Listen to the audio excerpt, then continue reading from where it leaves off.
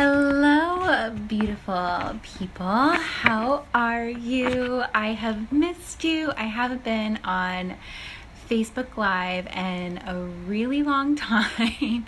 And so I thought it would be time because I'm in a totally different place and I have lots of cool things going on and lots I want to share with you. So I am so excited to be here on Facebook and talk about 3 myths that I am busting today about meditation and why and how you should start your meditation practice today. So for those of you who don't know, I'm really into the spiritual world and I've really taken a deep dive into it. But one thing that have found really challenging was meditation and having a consistent meditation practice because I don't really like to sit still. I don't really like to be doing nothing. And it would just be a really, really hard thing for me to have a consistent practice. And even though I would know that I would feel good and I would know that I should do it, I just kept getting stuck and not being able to really get past a few days here and a few days there. So I want to talk about the 3 of the myths. I think that there's so many. As I started thinking of 3, I thought of like a million more. So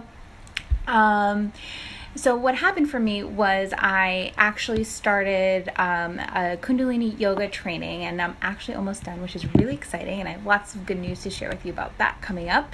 And I started this training, and as part of the training, you have to do a 40-day meditation for at least 11 minutes. And I was like, oh my God, 11 minutes? Like, that's so much. And that's like the bare minimum, right? And so I was like a little bit freaking out, but I picked this meditation that I had tried to do before for 40 days and couldn't do it. And I just sort of set my mind to it. And now that I did that, my whole meditation practice has completely changed. My life has changed. My outlook on life has changed. And I actually get excited to meditate. So I want to talk about the 3 of the things that used to keep me from meditating consistently and having a daily practice. So one of the things that I used to believe to be true about meditation was that you had to do it for like 15-20 minutes, which, as a lot of, like 15-20 minutes isn't a long time, but if you're not somebody who's accustomed to sitting in silence, 15 to 20 minutes could feel like 15 to 20 hours. Like, it can be really, really hard. And so it's important that if you're somebody who has a hard time sitting still, that you start slow and you just relax with it. And so if you can do 1 minute of stillness, that's amazing. And then you can build it up to 2 minutes, and then 3 minutes, and then 5 minutes. I remember when I was starting a meditation practice, once I got to 10 minutes, I thought I was like, amazing. I thought that was the coolest thing ever. Meanwhile, you should also know that I have a husband who meditates for 45 minutes at least twice a day, which is crazy to me. And so I would always also feel bad, I know I should do it, but I can't do it. And so just start where you are. The only person you're meditating against or competing against for meditation, which that even just sounds silly, is yourself. So just relax and just set your timer for a minute if you're freaking out. And if a minute feels good, do another minute or do a minute and a half. Don't worry about or stress about how long you think you have to do it or how long you think you should do it to receive the benefits. Just start small. So that's myth number 1. All right. So myth number 2 is that you have to do it alone, right? Everybody talks about, this meditation time and it's a time for you to be by yourself. And all of those things are really good and true. And it is really, really important to learn how to be by yourself, for yourself, and doing only things for yourself. It's really, really important. And I'm not going to negate that at all. But meditation can be so, so, so, so powerful in a group. And in my Kundalini yoga teacher training, I really learned this because, as I was saying before, I never really meditated for longer than like 10, 11 minutes by myself, maybe 15 at most, but that would be like a lot for me. So I never really did it more than, 15 minutes would have been a lot. And then 2 weeks ago, or a week and a half ago, at our yoga teacher training, our teacher made us meditate for 2.5 hours. And I was like, oh my God, that's like a million 10 to 15 minutes. Like, that's so much, and it's so hard. Like, I have no idea like how I'm gonna do it. And somehow, and what happened was, how we did it was, there were 5 students, and each student would take, or there's like 12 of us, but 5 of the students would do like 31 intervals of leading the meditation. So I actually, just to sort of force myself to make sure I stayed awake and I stayed engaged, I actually volunteered to be one of the 31 people leading the whole group in a meditation. Meanwhile, like I said, I never meditated for more than like 11 minutes before that. And it was incredible. It was like the most amazing experience I've ever had, probably my whole life, because it would have been something that I never would have done on my own, but I did it because I was sort of forced to, and it felt amazing. So, and the reason why I think that I was able to meditate for 2.5 hours is because I was in a group.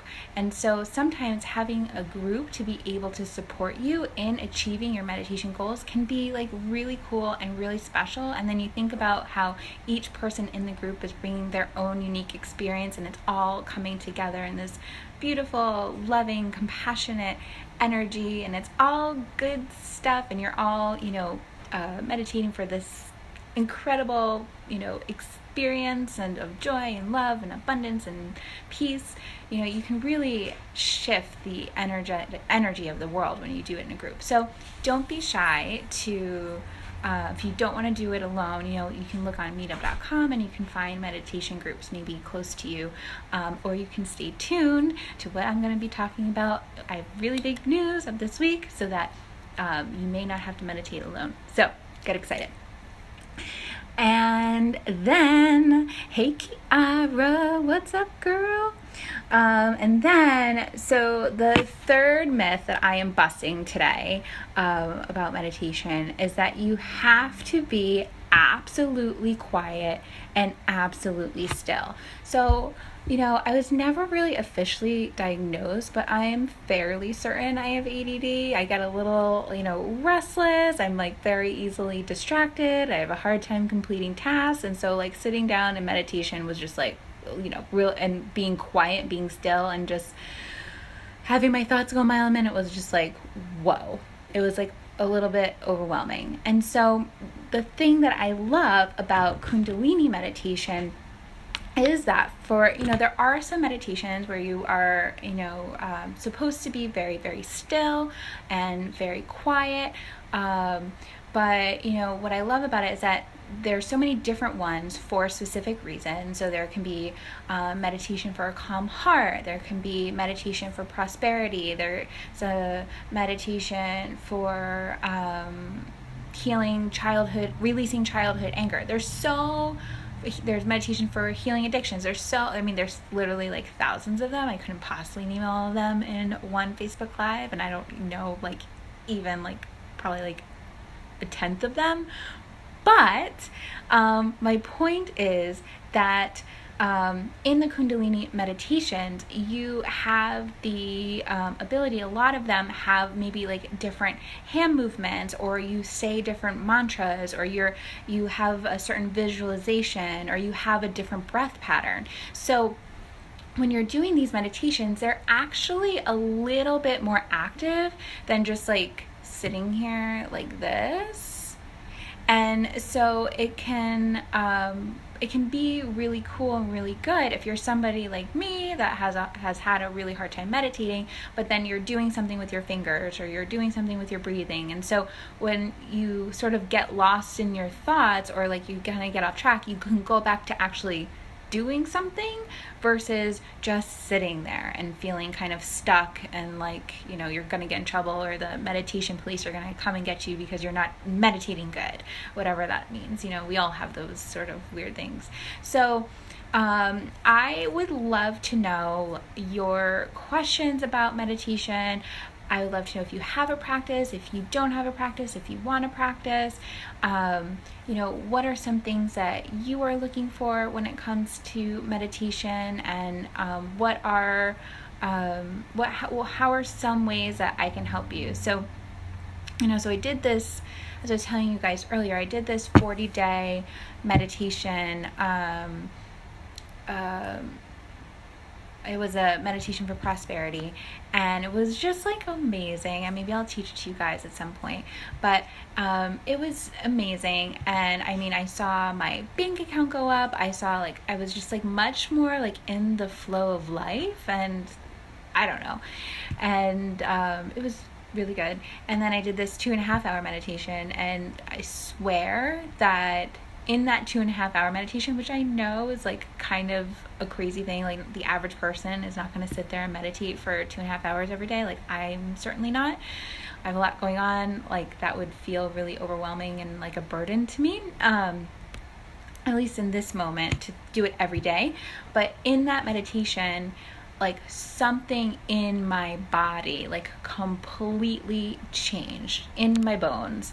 And I knew in that moment that I am going to meditate every single day. It may be for 11 minutes, maybe for 31 minutes, it may be for 2.5 hours. I hope one day I can do it again, although it might be hard to do on my own, as I mentioned before.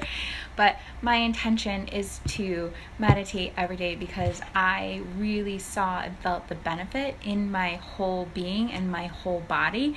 And I've been doing that particular meditation that we did for 2.5 hours, and my life and my energy and how I feel about my life and the flow of my life and seeing angel numbers everywhere has just been beyond incredible.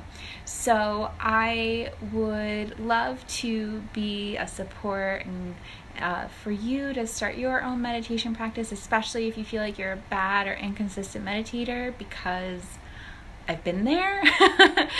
And I feel like I can help you, possibly, pick a meditation that might be useful for you and your own life experience. I'd love to talk about this stuff. So please don't hesitate to contact me. Let me know. I would love to support you and guide you and answer any questions you may have. I have big news coming, so don't forget to put a little reminder to watch me live. I think you can subscribe to watch live or something like that. And I will see you soon. So I'll be talking a lot about meditation because that's part of the surprise. So come on back when I am back, and I will see you guys soon. Bye.